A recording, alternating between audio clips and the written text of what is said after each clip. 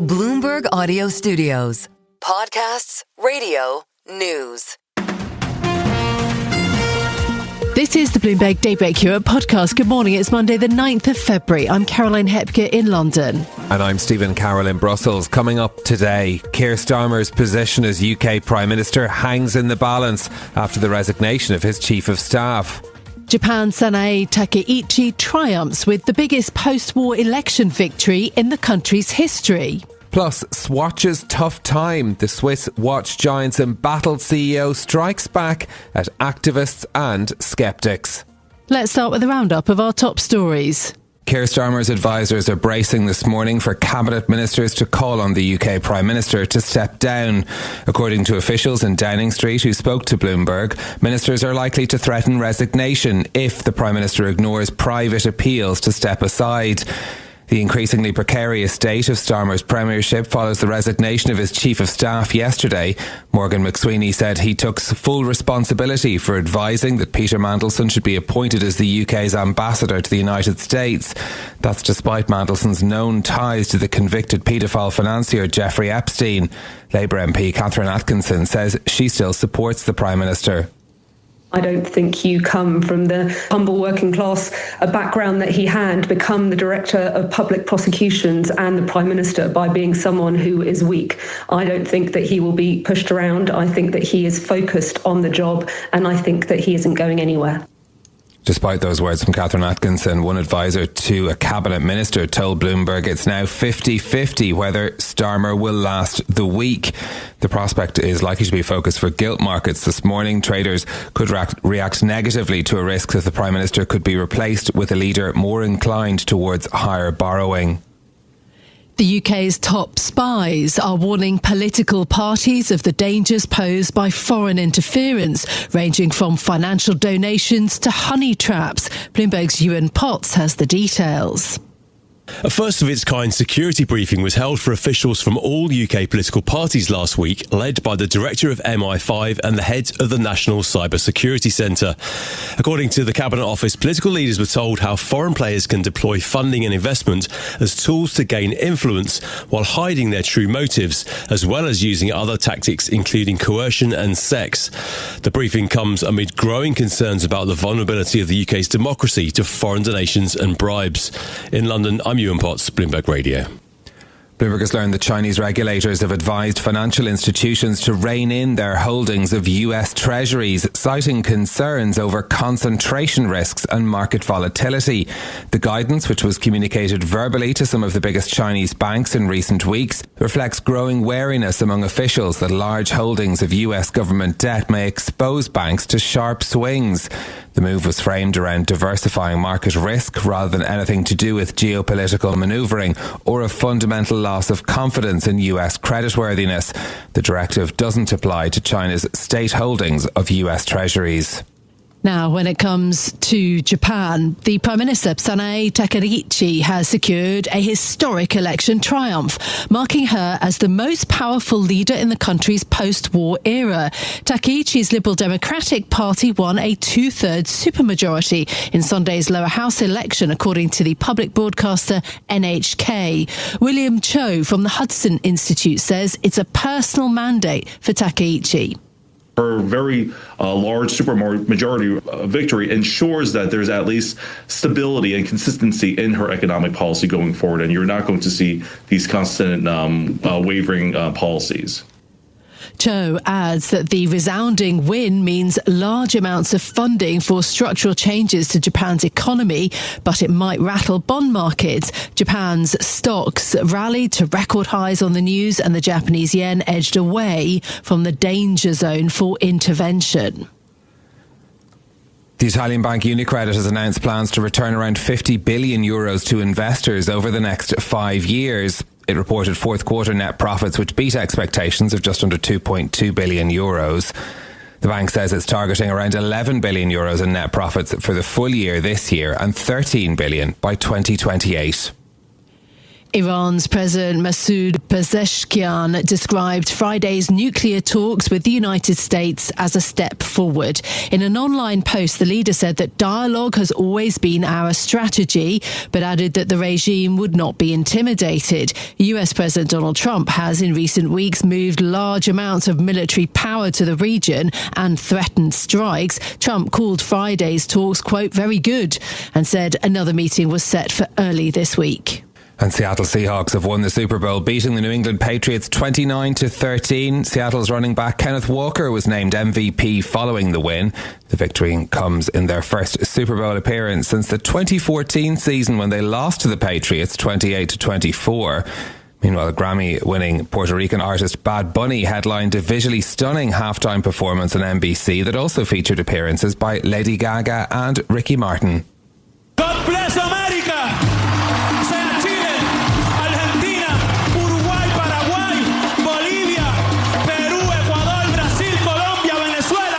The performance appeared to give only a subtle nod to political tensions, with the rapper holding a football inscribed with the phrase, "Together we are America."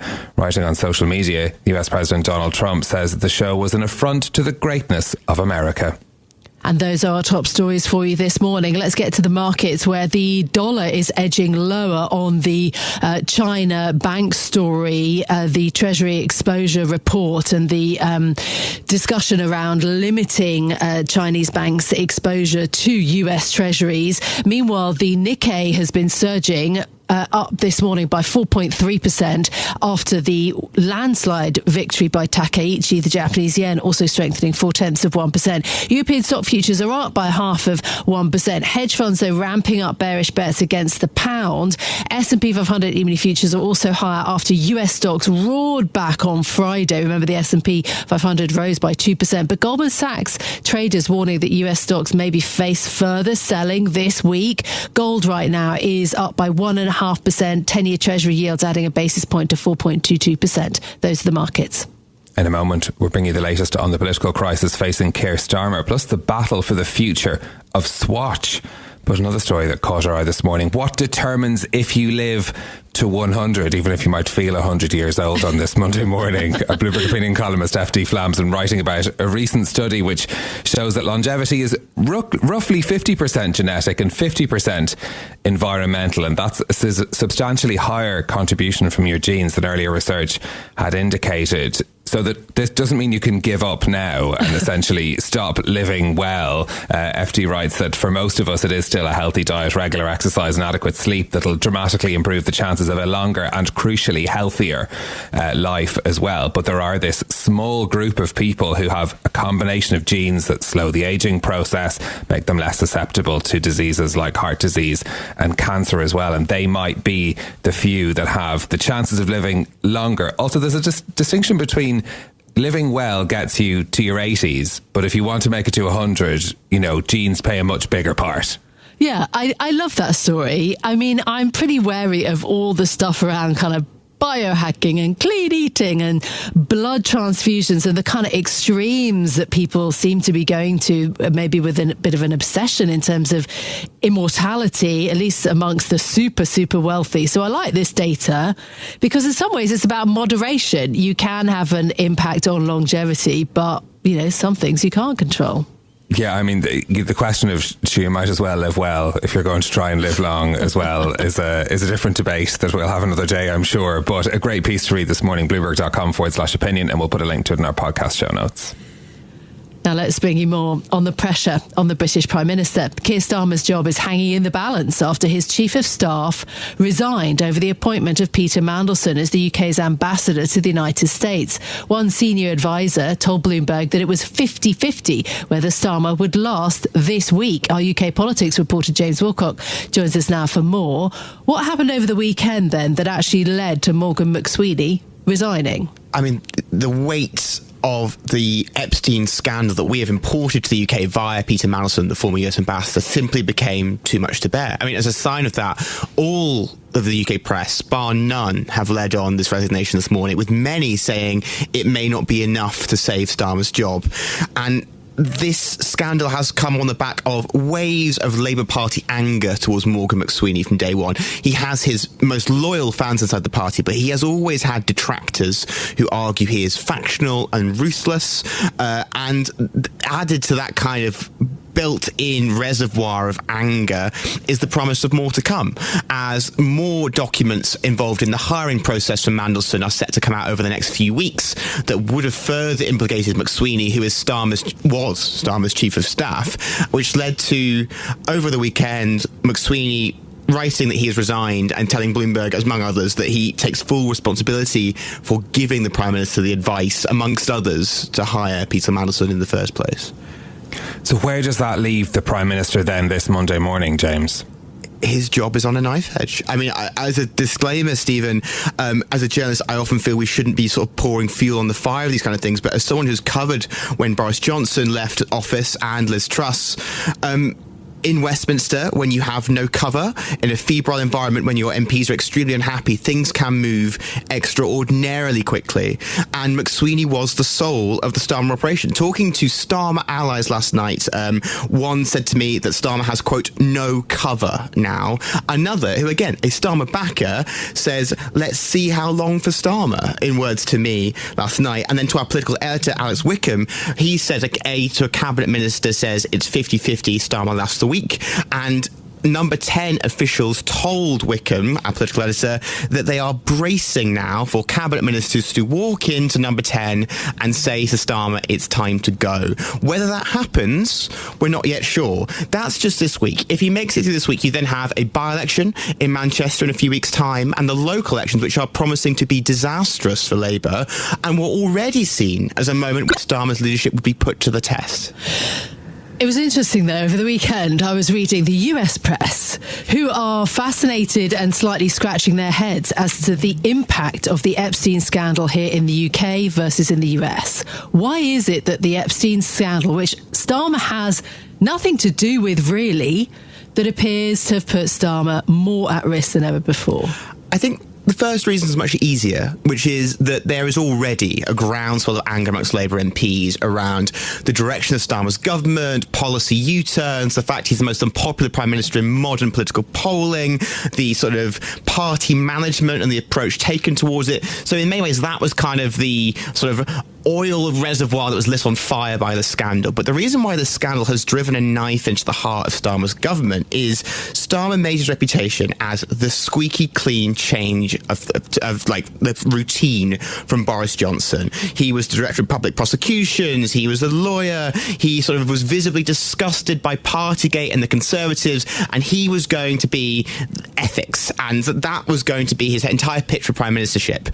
In appointing Peter Mandelson, he overrode the civil service process. He didn't pick a sort of career diplomat. He picked a party loyalist, a politician. He did so against the advice of many of his peers at the time, and in doing so, that has then unravelled in a way that seems to be a political decision, in a way that for many Labour MPs, their biggest fear was always being seen as more of the same.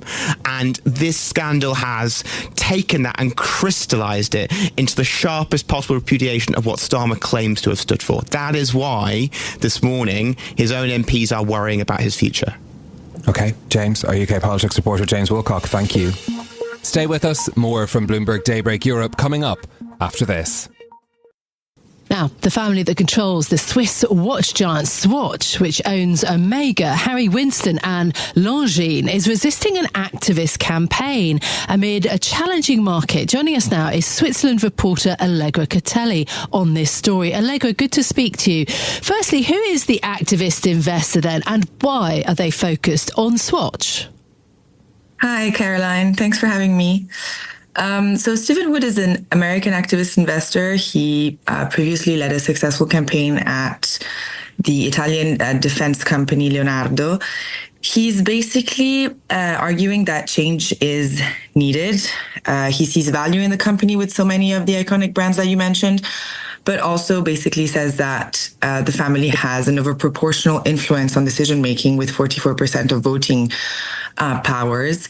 And he's been in a row with the company for the past 2 years trying to change that and trying to represent what are called bearer shareholders onto the board, which right now is most of the members on there have been on there for more than 15 years. So he's trying to change the Hayek hegemony on the group. Now, Nick Hayek, who's the son of Swatch's founder, benefits from a dual class share listing, and he's fighting back. How?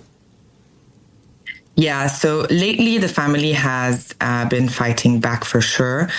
Last year, Wood tried to get on the board. They rejected him on the premises that he was American and that he's on the board of another company, Leonardo, as I mentioned earlier, and that didn't really work. Wood then sued Swatch on these premises, saying that that wasn't acceptable and wasn't legal. But yeah, the family has been fighting back, and the latest changes seen this year, including the big reaction that the market has seen following the results and the bullish outlook that Nick gave for the watch industry, which isn't so widely shared by others in the watch market. But also Swatch, after the results, proposed the appointment of a new board member, Andreas Rickenbacher, to be voted through at the next AGM in May. That's the first addition to the board that the company makes in over 10 years, after a lot of pushback about the independence of Swatch's board. So it's a little bit more difficult for Wood to argue. This is Bloomberg Daybreak Europe, your morning brief on the stories making news from London to Wall Street and beyond. Look for us on your podcast feed every morning on Apple, Spotify and anywhere else you get your podcasts. You can also listen live each morning on London DAB Radio, the Bloomberg Business app and Bloomberg.com. Our flagship New York station is also available on your Amazon Alexa devices. Just say, Alexa, play Bloomberg 1130. I'm Caroline Hepker. And I'm Stephen Carroll. Join us again tomorrow morning for all the news you need to start your day, right here on Bloomberg Daybreak Europe.